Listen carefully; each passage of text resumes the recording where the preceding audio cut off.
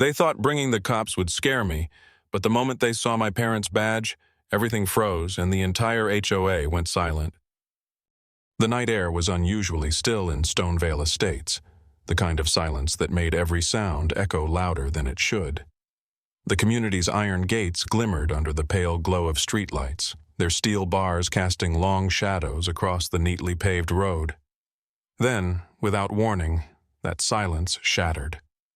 Sirens blared down the main drive, red and blue lights flickering like a storm across the polished windows of million-dollar homes. Residents peeked from behind curtains, their silhouettes faint in the windows as 3 squad cars rolled to a stop at the front of the neighborhood. The once quiet evening had turned into a scene ripped from a crime drama.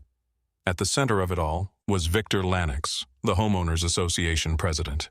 Stocky, balding, with a sharp nose and a permanent air of arrogance, Victor carried himself like a man who owned not just the HOA, but the people who lived under it. His pressed navy blazer gleamed under the flashing lights as he jabbed a finger toward Ethan Vale's house, his voice rising above the hum of idling engines. "There he is," Victor announced, his tone dripping with satisfaction. "The violator. I told you he's been running an illegal business out of that garage. He thinks he's smarter than the rest of us, but not tonight." The officers glanced at one another, not quite convinced, but they followed protocol and stepped out of their vehicles. Boots crunched on the asphalt as they approached the tall gates surrounding Ethan's property.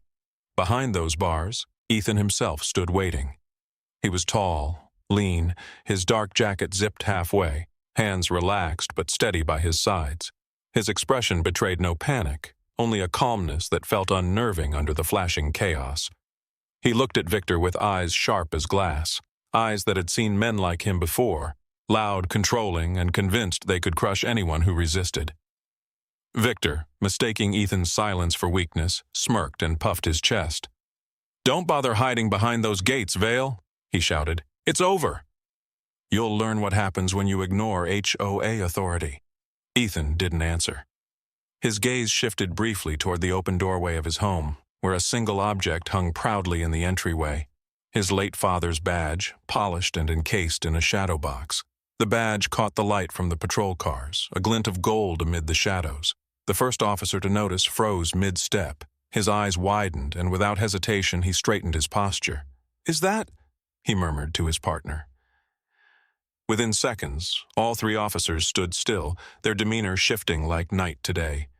Respect softened their features.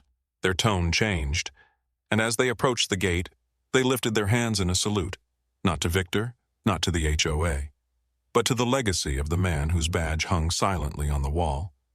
Victor blinked, his smug grin faltering. "What are you doing?" he barked, confusion breaking his confident mask. "I told you he's the criminal here." The lead officer lowered his salute, his voice firm but respectful as he addressed Ethan. "Your father? He served in the Metropolitan Division, didn't he?" Ethan's expression softened for the first time, just slightly. "He did. 28 years. He passed 5 years ago." A heavy silence fell across the scene. The officers nodded solemnly, the weight of service and sacrifice hanging in the air. They no longer looked at Ethan like a suspect, but like a man whose family had earned their honor. Victor, however, refused to accept what he was seeing. His face turned red, sweat beading at his temples as he waved his arms wildly. "What does that matter? He's breaking HOA law. You're supposed to arrest him, not salute him." One of the officers turned his head slowly, his stare cutting through Victor's outburst. "We'll be the ones deciding what's legal tonight, Mr. Lanix. Not you." The neighborhood had gathered by then, neighbors stepping quietly from their driveways, drawn by the noise and flashing lights. They whispered to one another, confusion mixing with curiosity. Many of them had been victims of Victor's tyranny, fined for the smallest of things, threatened with letters and lawsuits, but none had dared speak out loud. Tonight, they saw cracks in his armor for the first time. Ethan finally spoke, his voice steady, carrying just enough weight to silence the whispers. "Victor, you've gone too far. I've tolerated your harassment, your lies, your constant need to control. But tonight, you made a mistake you can't take back." Victor sneered, though his bravado was thinner now, trembling under the surface. "You think this changes anything?" "I run this community, Vale. You're just another resident. You'll regret standing against me." Ethan tilted his head slightly, calm as ever. He wasn't shouting, he wasn't rattled. His words slipped out like a blade unsheathed. "You just opened the wrong door, Victor." Morning sunlight spilled over Stonevale Estates, catching the glass windows of its immaculate homes and the perfectly trimmed hedges lining the curving streets. But beneath that polished surface was tension, an invisible grip held tightly by one man. Victor Lannox walked the sidewalks with the air of a dictator patrolling his kingdom, clipboard in hand, pen clicking like a metronome of judgment. His polished loafers tapped against the pavement as he scanned lawns and driveways, his small camera dangling from a strap around his neck.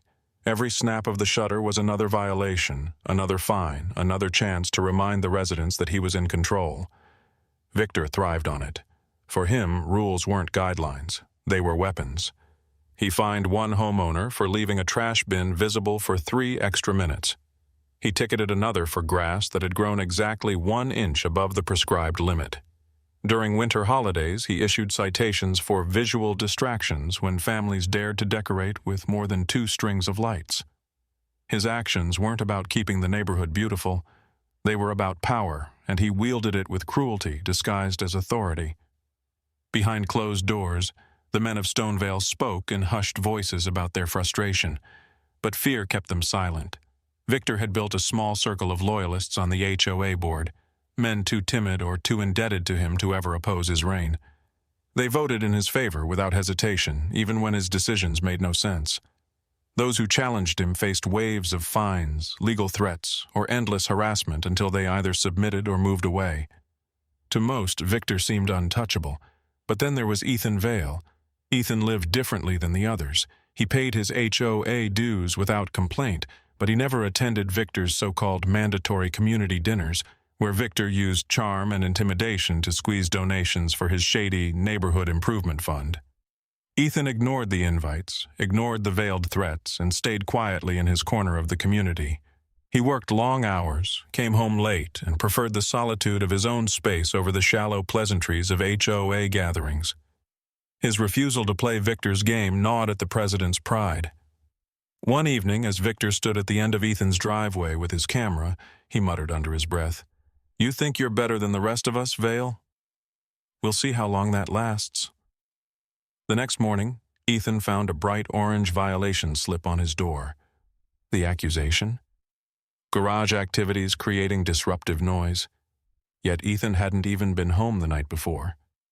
Later that week came another letter, this one claiming a neighbor had filed a complaint about suspicious deliveries to Ethan's home.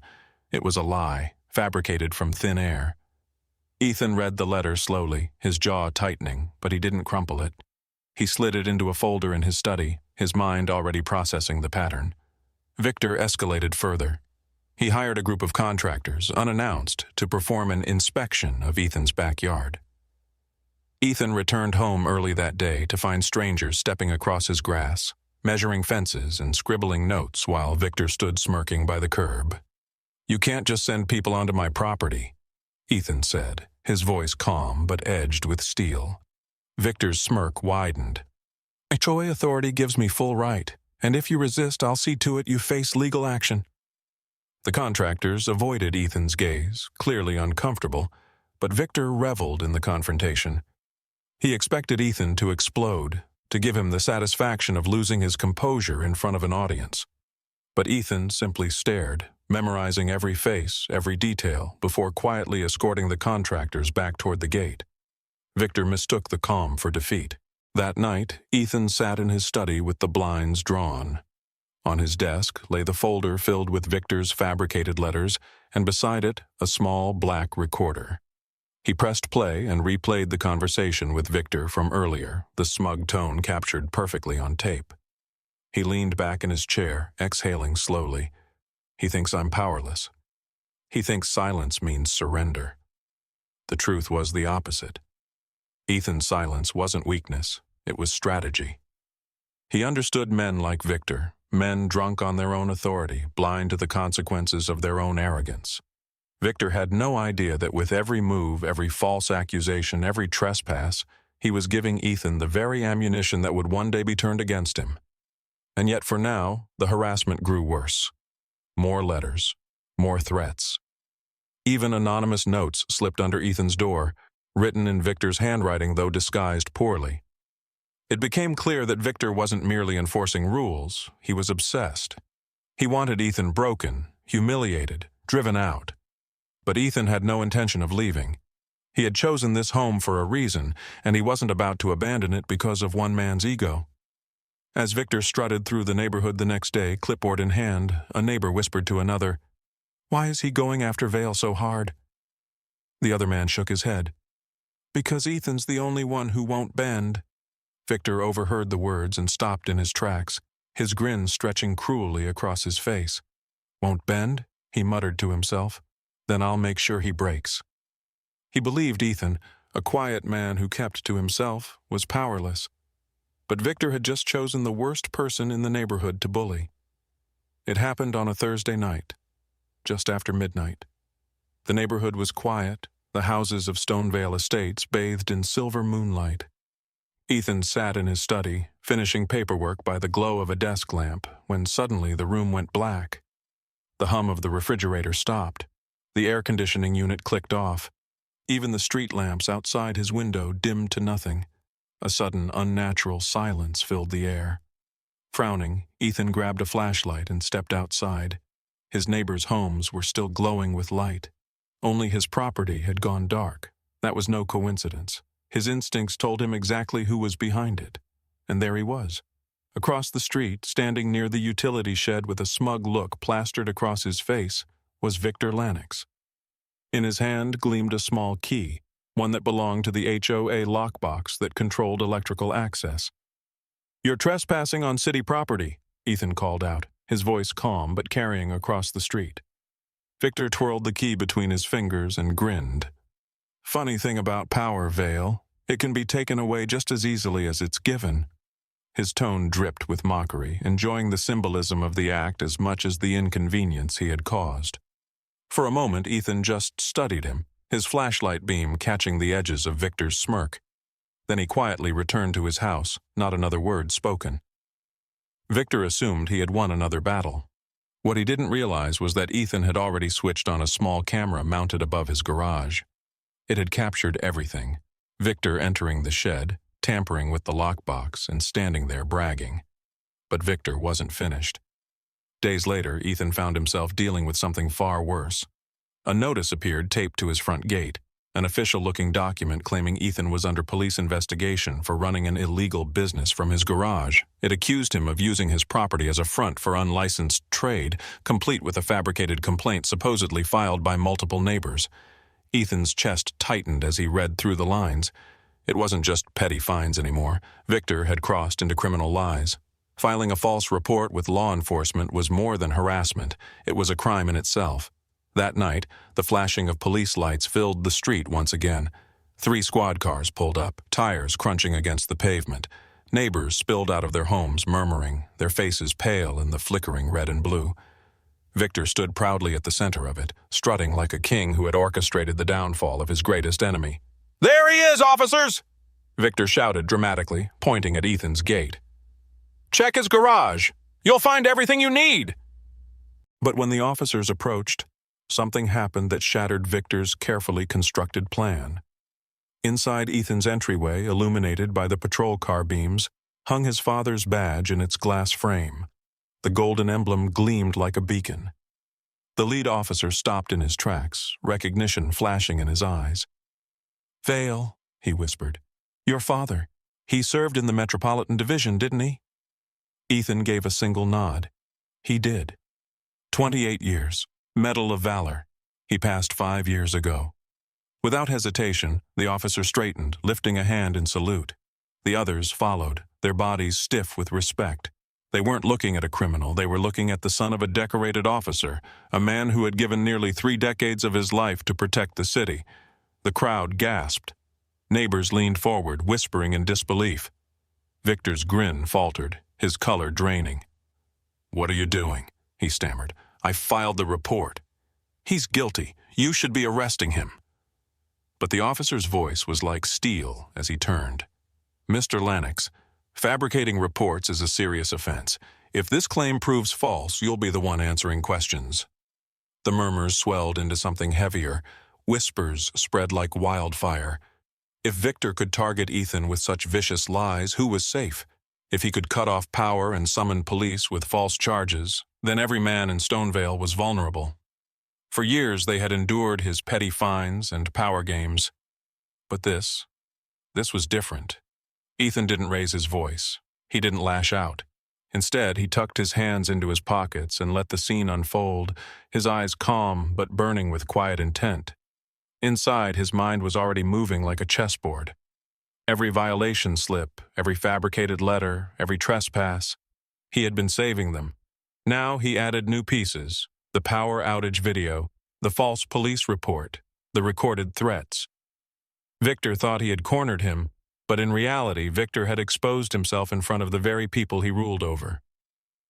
Later that evening, when the officers finally left, Victor stormed back to his home, his face red and trembling with fury. But Ethan lingered at his gate, the cool night air brushing against his skin, his resolve solidifying. He wasn't just preparing to defend himself anymore. He was preparing to end Victor's reign once and for all.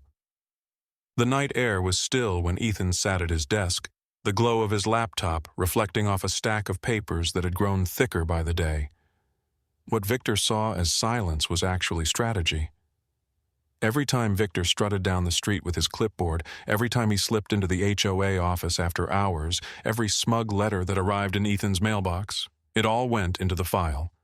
Ethan wasn't just reacting anymore, he was hunting. And for the first time since moving into Stonevale Estates, he felt the advantage tipping his way. By day, Ethan kept his routine quiet and ordinary, mowing his lawn, greeting neighbors with polite nods, never giving Victor the satisfaction of a public argument.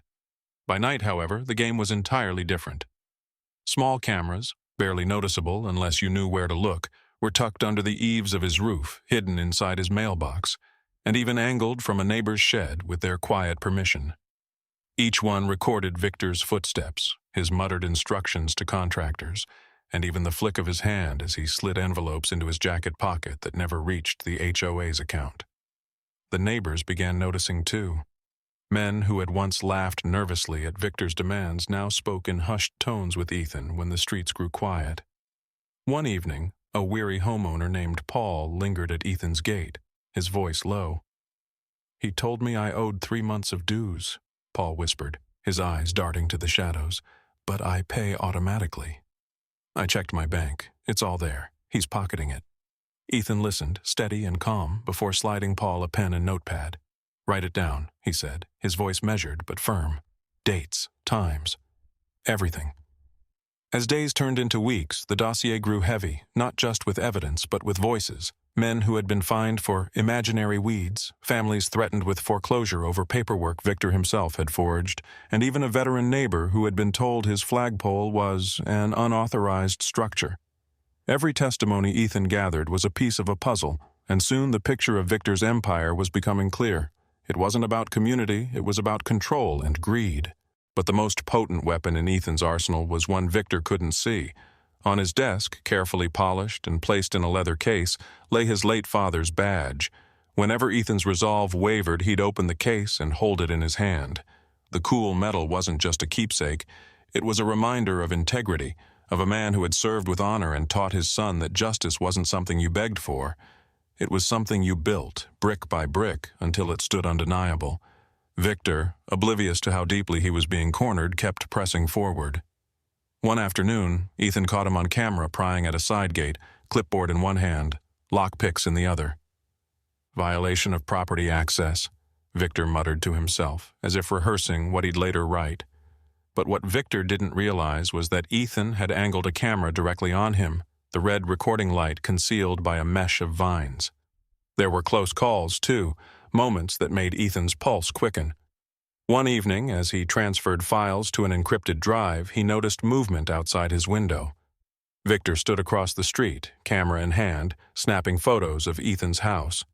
For a tense moment, Ethan wondered if Victor had grown suspicious of his silence, if he sensed something bigger building behind the scenes. But instead of reacting, Ethan raised a hand in casual acknowledgement, the faintest of smiles on his face. The gesture rattled Victor enough that he lowered the camera, unsure whether his target was retreating or baiting him. "Why don't you fight back?" Another neighbor, a man named Dennis, asked one night as they stood by Ethan's fence. "Everyone else either pays or moves away." Ethan glanced at the streetlight flickering above, then back at Dennis with calm certainty. "Because he thinks silence means weakness," Ethan replied, "but silence can also mean patience." By the time Ethan's file was complete, it wasn't just a binder of documents. It was a weapon sharper than any blade. Bank statements showing diverted funds, video proof of trespassing, audio of Victor threatening homeowners, and even a recorded conversation where Victor boasted about how nobody has the guts to challenge me. Piece by piece, Ethan had stripped away the illusion of authority Victor had wrapped himself in. Still, Ethan knew the timing mattered. If he moved too soon, Victor could spin the story, claim harassment, or even destroy records. If he waited too long, more neighbors would suffer. It was a balance between caution and action, but Ethan was no stranger to high-stakes calculations. His work as an investigator had taught him that the strongest case wasn't always the loudest one. It was the one delivered with precision at the exact right moment.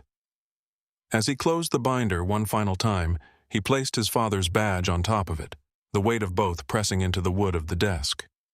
Outside, he could already hear Victor's footsteps echoing on the sidewalk, clipboard tapping against his thigh like a drumbeat of arrogance. Ethan leaned back, eyes steady, and allowed himself a quiet exhale. Victor thought Ethan was silent because he was weak. In reality, Ethan was silent because he was sharpening the knife. The community hall of Stonevale Estates buzzed with tension long before the meeting began. Folding chairs scraped across the polished floor, neighbors shuffled in carrying copies of agendas, and a low murmur of unease swept through the room. People weren't here out of civic duty, they were here out of fear. Victor Lennox, the man who had turned an HOA into a private kingdom, stood at the front with his clipboard tucked under his arm, a smug smile plastered across his face. He scanned the crowd like a ruler inspecting subjects. Ethan entered quietly, his steps deliberate, a black case tucked under one arm. He didn't look left or right, but he felt every pair of eyes on him. Some were hopeful, others doubtful, but all carried the same question. Was tonight the night Victor finally met his match? Ethan took a seat near the back, his posture relaxed, though his mind was sharp and steady. Victor began as he always did, with bluster. "We are gathered here tonight to discuss ongoing disruptions to community order," he announced, his voice booming with false authority. His eyes landed on Ethan, and the smile widened. "One resident in particular has made it his mission to undermine the very harmony of Stonevale Estates. I present to you the case for his eviction." Gasps and whispers swept the room. A few loyal board members nodded stiffly, but most neighbors looked uneasy, shifting in their seats. Ethan waited until Victor was midway through his tirade, waving fabricated letters like trophies. Then, with a calmness that cut through the noise, Ethan rose. "If I may respond," he said, his voice even. Victor laughed. "Respond? You won't have the chance. This is an HOA ruling, not a trial." But Ethan stepped forward, the black case now in his hands. "Then consider this the evidence you've overlooked." He snapped the case open, pulling out a laptop and a projector. The lights dimmed as the first video played on the blank wall behind him. The room gasped. There was Victor, caught on camera, prying open Ethan's side gate with lockpicks. His own voice echoed in the hall. "Violation of property access." Another clip showed Victor pocketing cash during his so-called inspection walks. A third showed him snapping photos of Ethan's yard in the dead of night, muttering insults under his breath. Victor's face drained of color. "Those videos are doctored," he barked, but his voice cracked under the weight of the images. Ethan said nothing. He simply stacked papers onto the front table. Letters, each with Victor's signature, threatening foreclosure and fines for violations that didn't exist. The dates aligned perfectly with bank withdrawals from the HOA's improvement fund. Ethan clicked again, and spreadsheets appeared on the wall. Bank records tracing thousands of dollars funneled into accounts linked directly to Victor. The silence in the room was deafening, broken only by sharp intakes of breath. Paul, one of the neighbors who had come to Ethan in secret weeks before, whispered, "I knew it. I knew he was stealing from us." Victor's composure shattered. He slammed his fist on the table. "Lies! All of it. You people can't prove a thing." Ethan finally spoke, his tone steady, his gaze unflinching. "You're right about one thing, Victor. It's not up to them to decide." He closed the laptop with a quiet click. "Because I've already submitted all of this to law enforcement." The words landed like a hammer. And then, right on cue, the doors at the back of the hall swung open. Two uniformed officers stepped inside, their presence commanding instant silence. "Victor Lennox?" one officer called. Victor froze, his mouth opening and closing like a fish gasping for air. "This is outrageous! You can't—" His protest cut short as the officers moved forward, reading him his rights. Handcuffs glinted under the harsh overhead lights. The room erupted, not in panic, but in relief. Cheers, applause, even laughter filled the air as neighbors rose to their feet. The men who had once felt powerless now stood tall, watching the tyrant who had tormented them dragged out in disgrace. A few clapped Ethan on the back as they passed him, their voices breaking with gratitude. "You did it. You ended it." Victor struggled even as the officers escorted him away, his voice growing smaller and weaker. "This isn't over. You'll regret this." But nobody listened. His empire had crumbled in an instant, exposed under the light he thought would never shine on him. With Victor gone, the atmosphere shifted. Neighbors turned to each other, speaking with renewed courage. Someone called for a vote. Within minutes, the board was dissolved, and the HOA, once a tool of Victor's control, was declared under new leadership, accountable not to a tyrant, but to the homeowners themselves. Ethan left quietly, as he had arrived. The night air was cool, the street lamps casting long shadows as he walked home. He felt no triumph, only the steady calm of a man who had fulfilled a duty. His father's badge rested in his pocket, warm from his hand.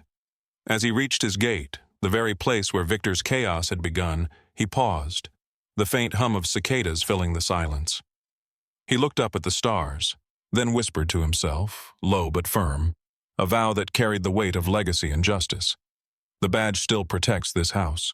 Disclaimer: the story you just watched is fictional. It explores themes of abuse of authority, misuse of law enforcement, and the severe consequences of vigilantism in community settings. This narrative aims to highlight the importance of dignity and accountability, especially when challenging the family of a public servant.